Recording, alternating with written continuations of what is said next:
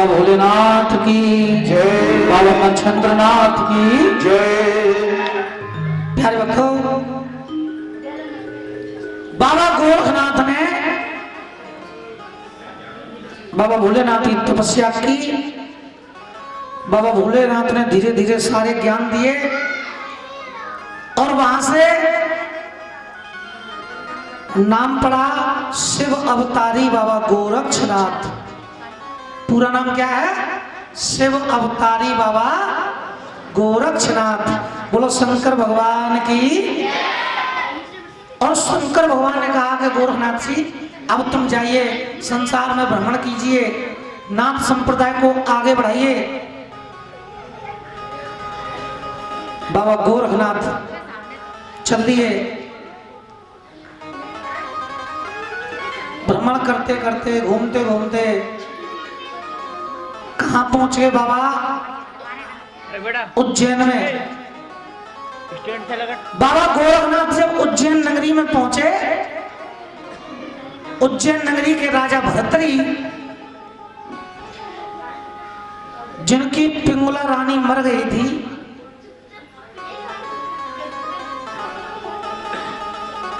अब मरी क्यों थी?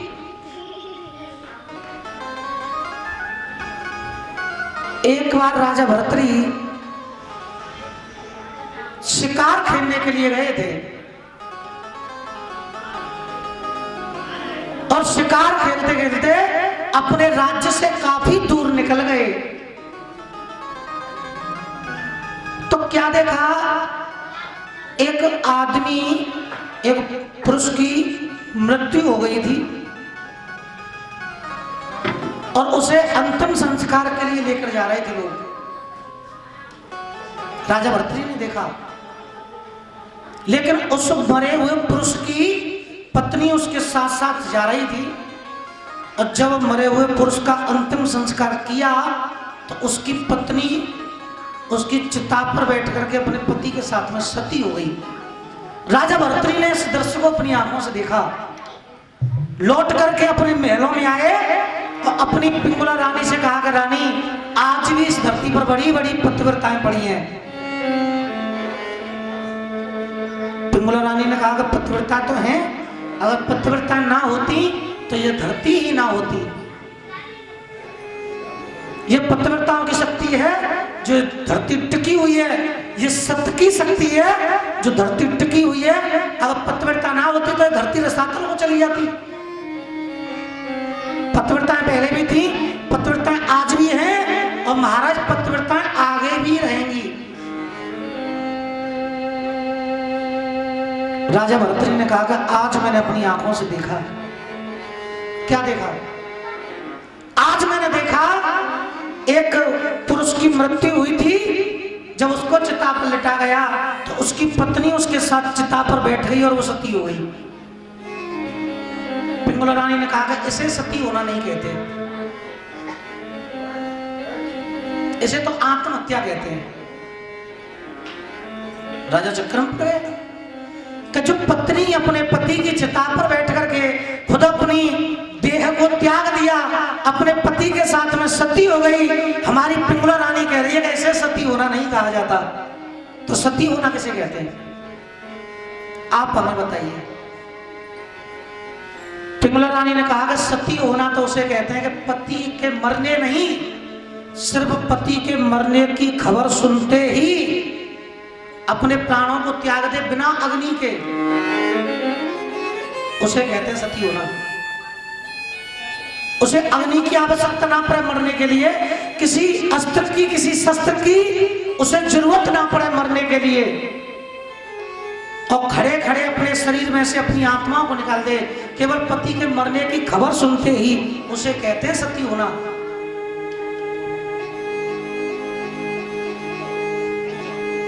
राजा ने विचार किया, कभी अजमा कर देखूंगा। राजा भर्तरी और उसका मंत्री शिकार खेलने के लिए चले गए। शिकार खेलने गए, 2-3 दिन बीते और 2-3 दिन के बाद राजा भर्तरी ने मंत्री से कहा, मंत्री एक काम कर, तू महलों में जा, मैं नहीं जाता। महाराज क्यों? आप क्यों नहीं जा रहे हो? राजा ने अपने वस्त्र उतारे, राजा भर्तृहरि ने एक हिरण मारा और हिरण के खून में उन वस्त्रों को रंग दिया और मंत्री से कहा कि इन कपड़ों को ले जाइए और मेरी पिंगला रानी से कह देना कि तुम्हारे पति मर गए। उसने यही तो कहा था कि पति के शरीर नहीं, केवल पति के मरने की खबर सुनते ही जिसको अपनी आत्मा को त्याग दे, अपने शरीर को त्याग दे, उसे सती होना कहते हैं। तो मैं भी तो देखूंगा कि मेरी पत्नी सती है या नहीं है। ये मेरे कपड़े हैं और इनको ले जा करके मेरी पिंगला रानी को दिखा देना और कह देना कि तुम्हारे पति मर गए। अब राजा की आज्ञा है, नौकर कैसे टाले। मंत्री उन कपड़ों को लेकर चला, पिंगला रानी के पास आया तो रानी ने कहा कि मेरे पति कहाँ हैं? वो नहीं आए कि महारानी तुम्हारे पति तो मर गए, कि मैं नहीं मान सकती मेरे पति मर गए। कि हाँ तुम्हारे पति मर गए, कि मैं मान ही नहीं सकती कि मेरे पति मर गए।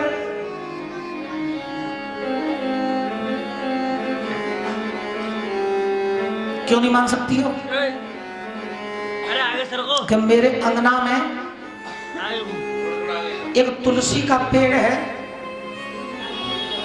जब तक मेरा पतिव्रत धर्म है और मेरे पति जिंदा है ये पेड़ सूखेगा नहीं, और ये पेड़ अभी तक हरा है, इसका मतलब है कि मेरे पति जिंदा है।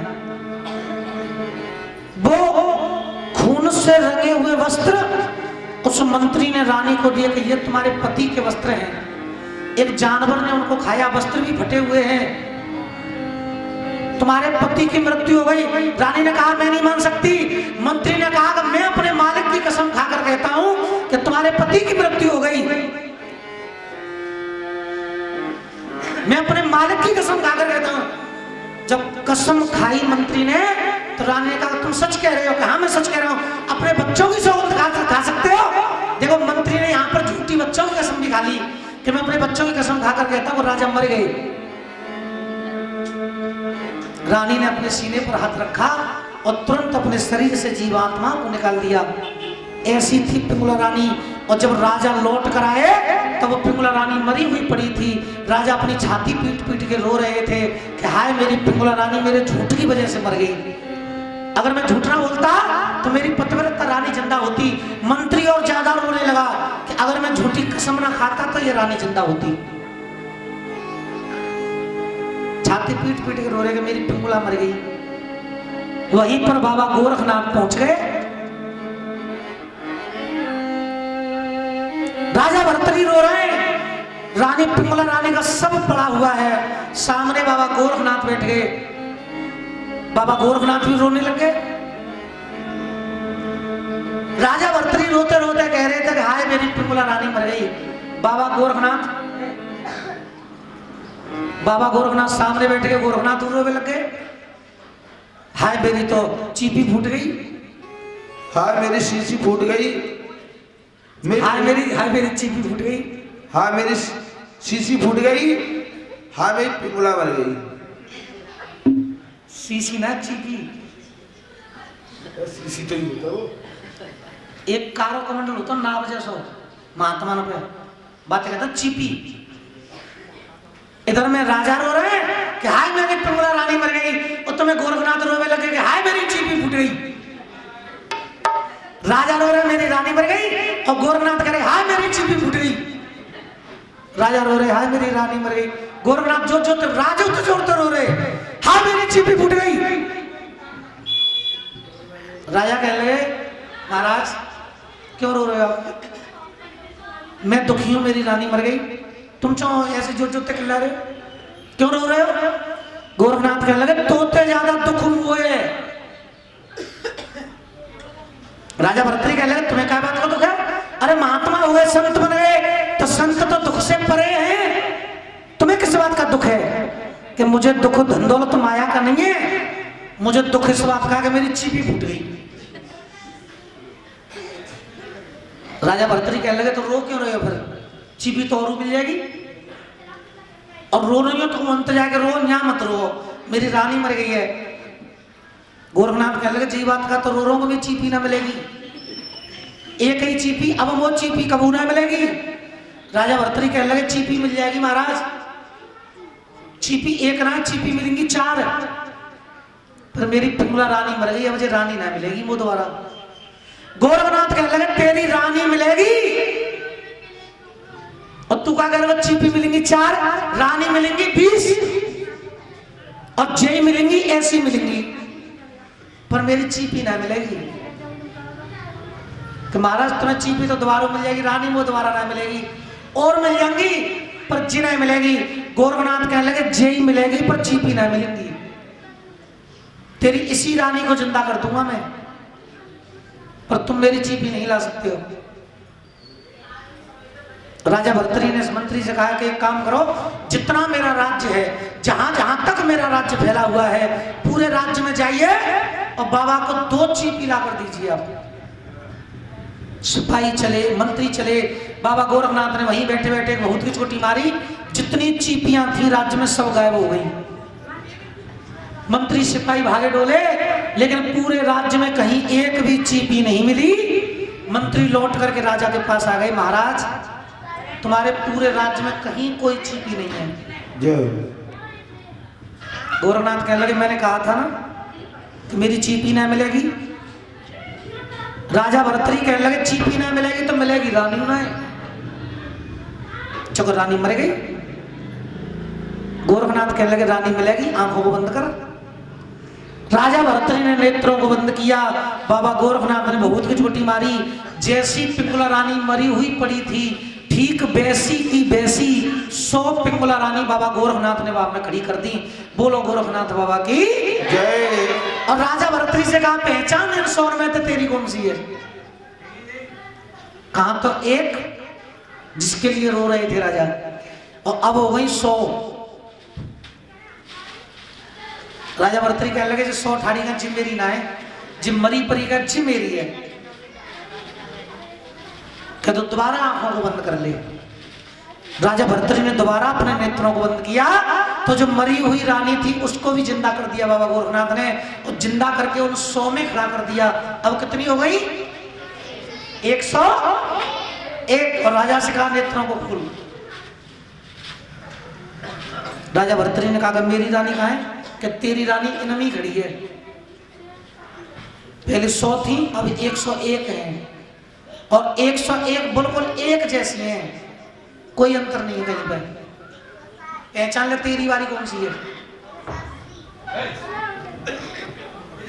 राजा भर्तरी अपनी रानी की पहचान ना कर पाए। एक रानी का हाथ भी पकड़ लिया, महाराज जी मेरी है।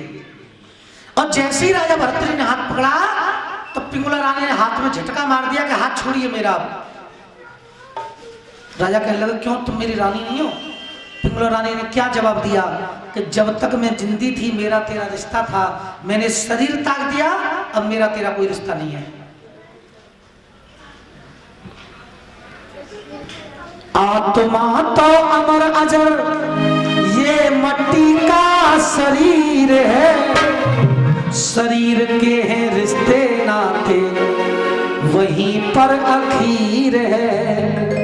आत्मा को परमात्मा से मिलाना होगा और राजा को ज्ञान बताना होगा। आत्मा को परमात्मा से मिलाना होगा और राजा को ज्ञान बताना होगा।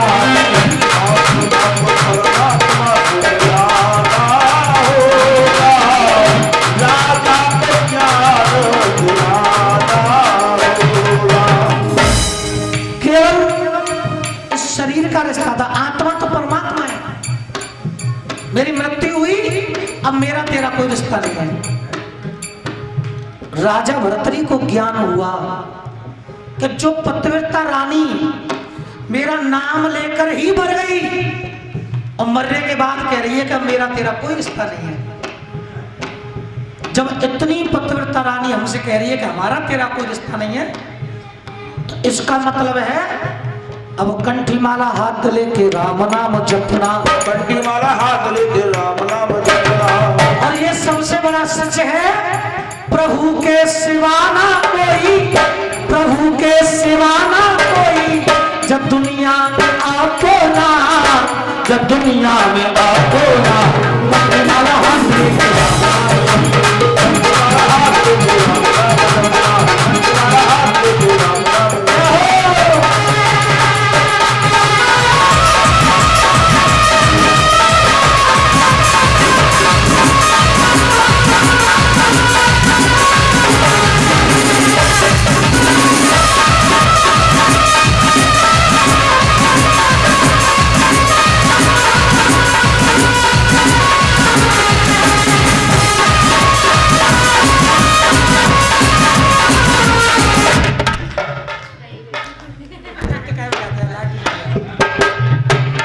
हेलो।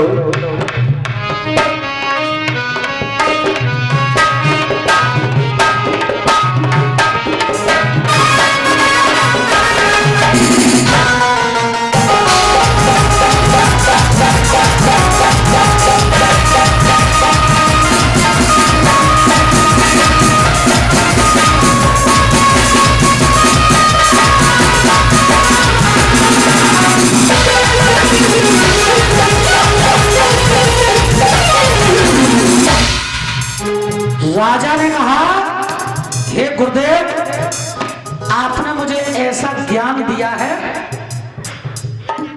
अब तक तो मैं बना हूं राजा, खेल ये कैसा खेला है, तुम तो मेरे गुरु बनो, मैं बन जाऊं तुम्हारा चेला है, गुरु बनो,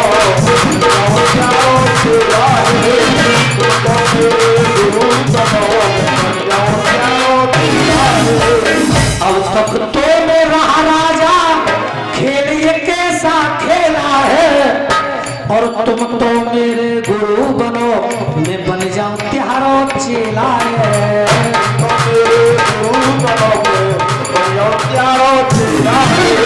मुझे चरणों का दास बनाना होगा, चरणों का दास बनाना होगा, अज्ञानी को ज्ञान बताना होगा,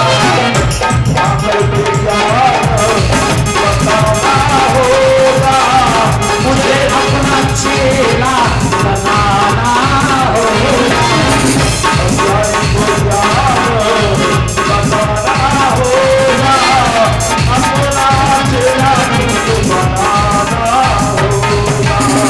बाबा गोरखनाथ ने वहां पर राजा भरतरी को अपना शिष्य बनाया।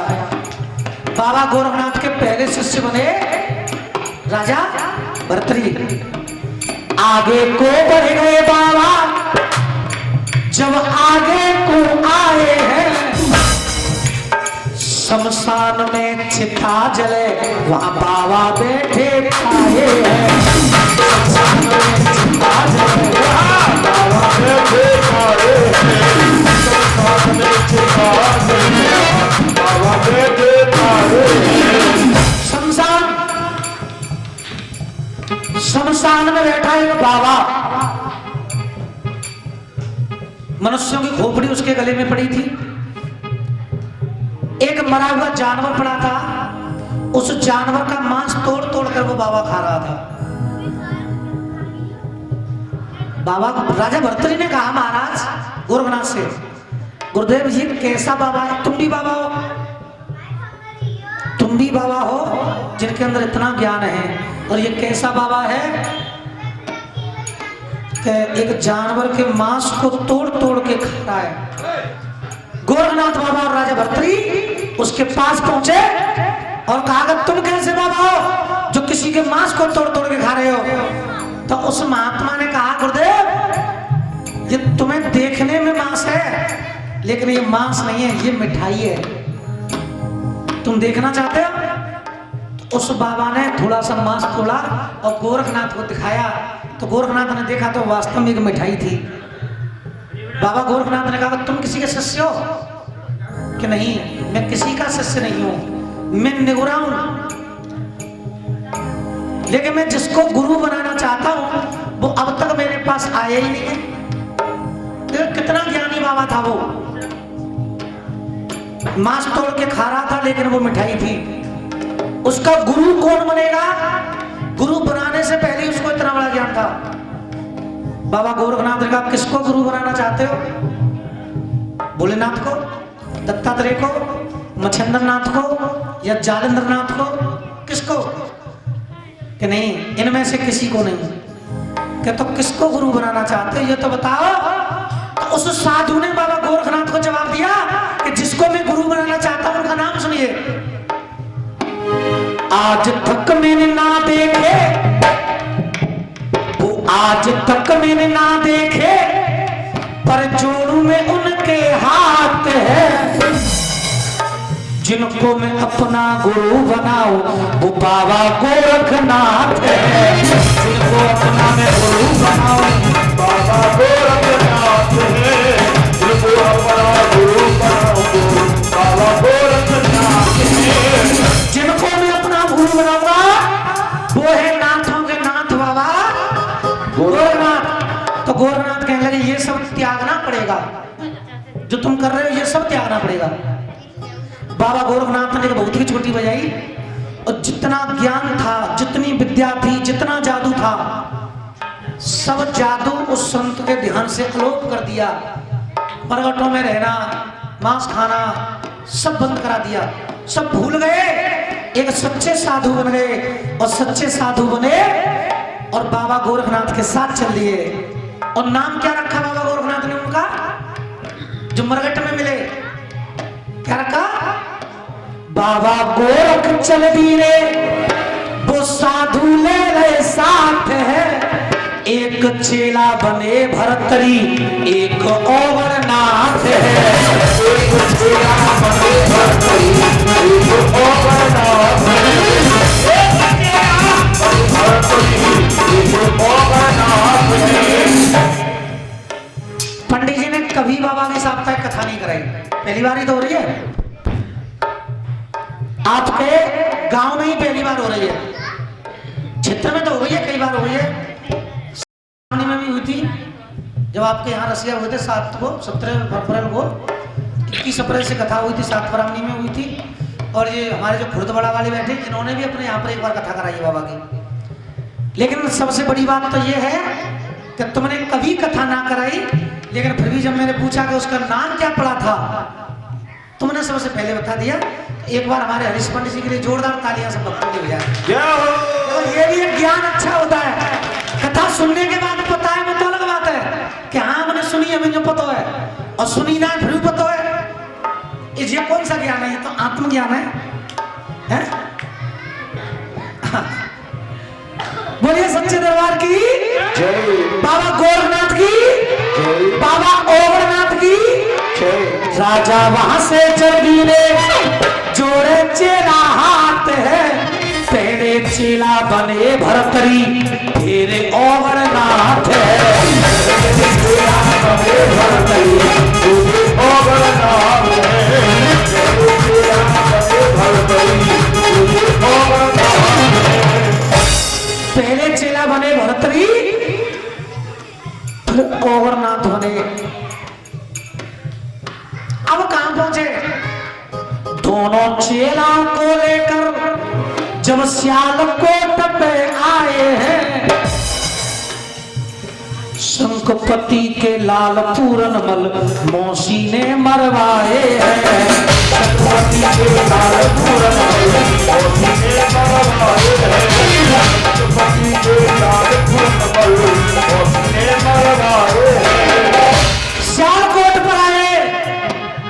सियालकोट के राजा थे राजा शंखपति, और राजा शंखपति का लड़का था पूरनमल, जो फूलन दे मौसी ने मरवा कर उसे कुएं में डलवा दिया था। शाम का वक्त हुआ, वहीं होकर के बाबा गोरखनाथ जा रहे थे। ओगरनाथ से कहा, चेला ओगरनाथ, हाँ गुरु। ले जा कमंडल चेला मेरे, मोको भारी आस है। जब कुआ में से पानी भरला लग रही मोको प्यास है। जब कुआ में से पानी भरला लग रही मोको प्यास है। कुआ में से पानी भरला लग रही मोको प्यास है। जब कुआ में से पानी भर के लाइए, मुझे प्यास लग रही है। जब कुआ में से पानी भरला लग रही मोको प्यास है। कुआ में से पानी भरला लग रही प्यास है। कुआ में से पानी भरला लग रही भारी प्यास है। और ना चले कुआ पर आए तो क्या देखा? अरे ओवर बाबा चले दीने जब गए कुआ के पास है। कुआ में देखन लागे मां पूरन मल की लाश है। कुआ में देखन लागे अरे पूरन मल की लाश है। कुआ में देखन लागे तो पूरन मल की लाश है। अरे कुआ में देखन लागे वहाँ पूरन मल की लाश है। कुआ में देखन लागे तो पूरन मल की लाश है। लाश निकाली कुआ से होते ना शर्मिंदा है। तब मंत्र को जाप कियो पूरन मल कर दो जिंदा है।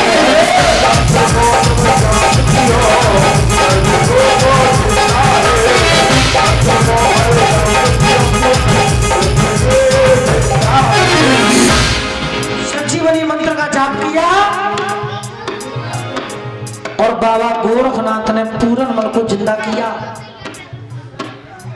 और पूरनमल को जिंदा करने के बाद पूरनमल से कहा कि तुम अपने घर जाइए। पूरनमल अपने घर पहुंचा। पूरनमल की माँ अम्मा दे रो रही थी बना बेटे। पूरनमल को देखा और कहा बेटा तुमको तो मरवा दिया था। कि हाँ मुझे मरवा दिया था, लेकिन कोई बाबा गोरखनाथ आए, उन्होंने मुझे जिंदा कर दिया।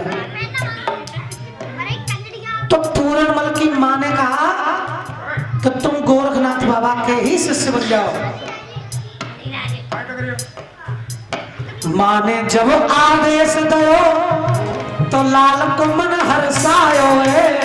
तीसरो चेला गुरु गोरख ने पूरनमल को बनायो है।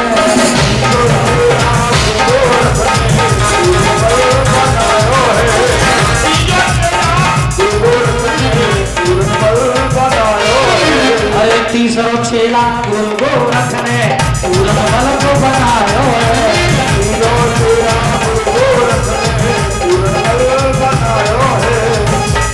तीसरा चेला पूरनमल को बनाया। अब गोरख बाबा आगे चले गए, सब में चेला लय लगाए और जगह जगह डोले मेरे बाबा, जगह जगह चेला रहे बनाए।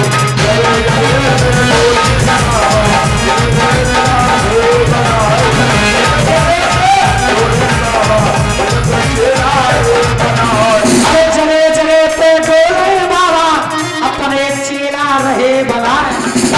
और धीरे धीरे बाबा गोरख ने 1400 चेला लय बनाए। धीरे बाबा गोरख ने 1400 चेला लय बनाए। धीरे धीरे बाबा 1400 चेला लय बनाए। धीरे धीरे गोरख बाबा ने 1400 चेला लय बनाए। और चलते चलते गोरख बाबा कदली वन में बैठ गए जाए। चलते चलते गोरख बाबा कदली वन में पहुंचे जाए। चलते बाबा गोरख कदली वन में बैठे जाए। और कदली वन में करिए तपस्या और चेलन को दो हुक्म सुनाए। धीरे धीरे बाबा गोरखनाथ ने अपने 1400 चेला बनाए। कितने बनाए? जोर से बोलो, कितने बनाए? 14 से जोर से बोलो 1400। जोर से बनाए? जोर से बोलो, जोर से बोलो, मिलके बोलो, जल्दी बोलो। अरे आगे वालों पूछ रहा हूँ 1400 बोलेगा ना बोले? कितने चेला बनाए? 14 से चेला को कदली वन में लेकर के बैठ गए और जो आज्ञाकारी चेला बनाया वो औगरनाथ ही बनाया गुरु ने। औगरनाथ से कहा चेला औगरनाथ गुरु जहां पर हम बैठे ये जगह कौन सी है? ये रोहाई है। गोरखनाथ बाबा कह रहे हैं ये जगह कौन सी है? नहीं बोलते पूछ रहे हैं। अरे चल रे चेला आगे चल रे और अपनी अपनी झोली ले उठाए और कोई कोई चेला डमरू बजावे कोई मजीरा बजाए।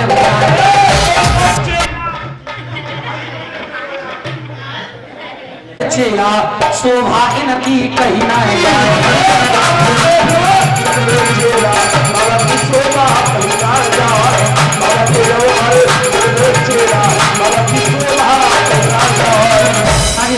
कितने चेला है बाबा के? बाबा के 1400 चेला पर इनकी शोभा कहीं ना जाए।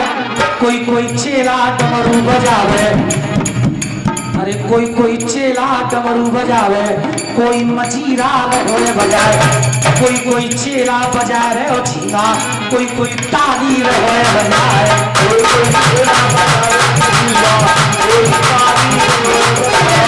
कोई कोई चेला बजा रहे हो झींगा और कोई चीमटा रहे बजाए। कोई डमरू बजा रहा है, कोई शंख बजा रहा है, कोई मजीरा बजा रहा है, कोई चीमटा बजा रहा है और जहां तक कछु बजा देना है तो गाने बजा रहा है। बाबा के 1400 चेला झींगा मजीरा रहे बजाए।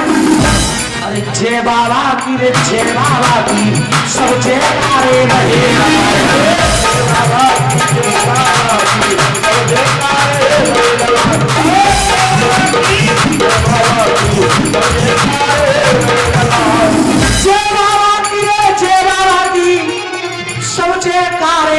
लगाए।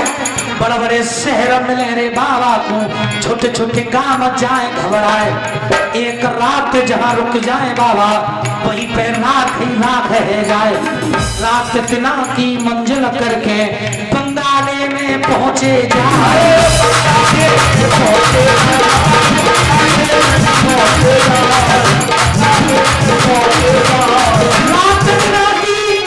रात दिना की रे मंजिल करके जब बंगाले में पहुंचे जाए। कहां पे पहुंचे? बंगाले में। बंगाले में एक गांव कामरू, गांव का नाम था कामरू। कामरू मनोगे तो कहूं मत जाओ। गांव का नाम क्या था? कामरू ना कामरू है, कामरू।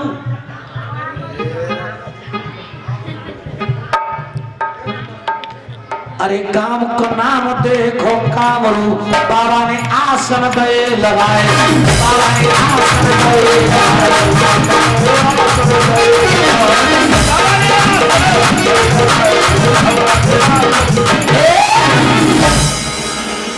बाबा गोरखनाथ अपने 1400 चेलाओं को लेकर के बंगाल के शहर कामरू पर आ गए और शहर कामरू पर आकर के बाबा ने आसन लगाई। गांव से बाहर आसन लगाई। बाबा गोरखनाथ कभी गांव में नहीं जाते थे। अब चेलाओं को गांव में भेज देते थे। बाबा गोरखनाथ हमेशा गांव से बाहर रहते थे। गांव से बाहर रुक गए, एक 52 पैर का कुआं था वहीं पर बैठ गए। 1400 चेला है, 52 पैर का कुआं है, पीने की व्यवस्था हो गई पानी की। अब चेलाओं से कहा कि चेला एक काम करो, सबरे चेला जा गांव में जाओ और बेटा भीख मांग के लाओ और अपने अपने लिए भिक्षा मांग के लाना केवल।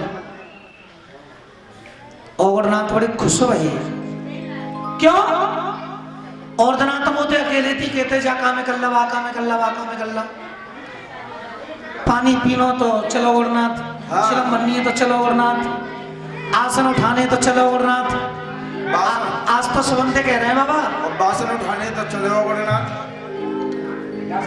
हाँ, खाने के बाद बासन उठाता है। हाँ और आप तो बाबा सबते कह रहे हैं, अवरनाथ भी चल दिए। बाबा गोरखनाथ अवरनाथ से कहने लगे चेला तू रुक जा, बाकी 1399 चेला जाए तू रुके, चको वो प्यास लगी तो पानी ला को देगो है, तुम मत जाओ। अवरनाथ को रोक लिया और बाबा के बाकी के 1399 चेला बंगाल के कामरू शहर में भिक्षा मांगने के लिए पहुंच गए। चेला कानी था उठ धायो है, अरे चेला कानी था उठ धायो है, वो तो शहर कामरू आयो है। चेला कानी था उठ धायो है, वो तो शहर कामरू आयो है। चेला कानी था उठ धायो है, वो शहर कामरू आयो है। चेला कानी था उठ धायो है, वो शहर कामरू में आयो है। चेला कानी था उठ धायो है, वो तो शहर कामरू आयो है। वो शहर कामरू आयो है, बाने घर घर शंख बजायो है, वो तो घर बनिया के आयो है। बाने जाके शंख बजायो है, वो घर बनिया के आयो है। घर घर शंख बजायो है, वो घर बनिया के आयो है। बनेनी ने आवाज रखी है, एक चेला चला बनेनी के घर पहुंचो। बनेनी ने आवाज रखी है, चेला को आसन डाल दियो, चेला को आसन डाल दियो, चेला को आसन डाल दियो है। चिलम गांजे की भर लाई है, आराम से। चिलम गांजे की भर लाई है, बच्चेला की खातर खूब बनाई है। बाद में माने ऐसी विद्या मारी है, चेला की अकल गुम कर डारी है।